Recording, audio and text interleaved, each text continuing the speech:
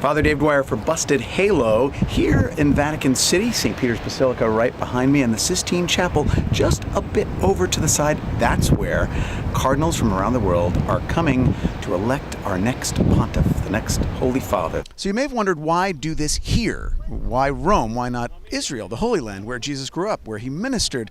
Well, at the time, this was the capital of the known world. And when Jesus ascended to the Father, he said to his disciples, "Go into all the world and spread the good news." So naturally, Peter, the one that Jesus made the first pope, he gave him the authority to kind of run the church on earth. Peter came here because this was the place, this was the capital, because a community was established here. And then Peter eventually died here. And as was the tradition in the first centuries of Christianity, at the location where the apostles and the other saints died, that's where communities grew up. In fact, they built churches over the burial sites of the first apostles and saints. And guess who's buried here? St. Peter. That's why we call it St. Peter's Basilica. That's why this is the capital of Catholicism. So why do this? Why go through this voting? Why have one person in charge? I mean, Christianity is all over the world. Why not just let Christians live by following the Bible? Well, as Christians, we are disciples of Christ, followers, imitators of Christ. The things that we see Christ doing in the New Testament, we are supposed to imitate.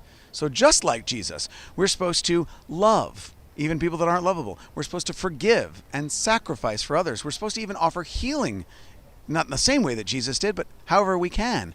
So why would we skip this? Jesus showed us this in the New Testament. In Matthew's Gospel, he gave the authority to rule the church on earth to one person, to Peter. Jesus knew he wasn't coming back for at least 2,000 years, and he knew that Peter wouldn't live that long. So presumably we are called to follow in his footsteps and do that same thing. That's what the College of Cardinals will do in the Sistine Chapel.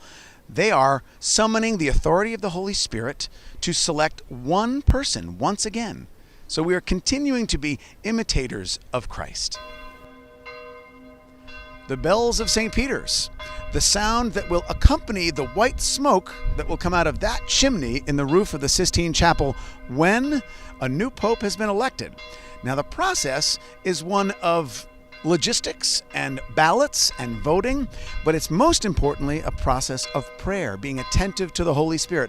And that's what we're supposed to do in our lives too. Not just cardinals locked inside a chapel, but every day you and I are supposed to listen to how the Holy Spirit might be guiding us, pushing us one way or another to maybe deepen our relationship with God or to respond to someone in need.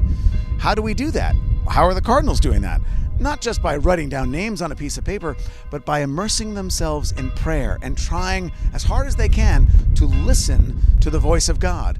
That's what will happen when we have a new pope.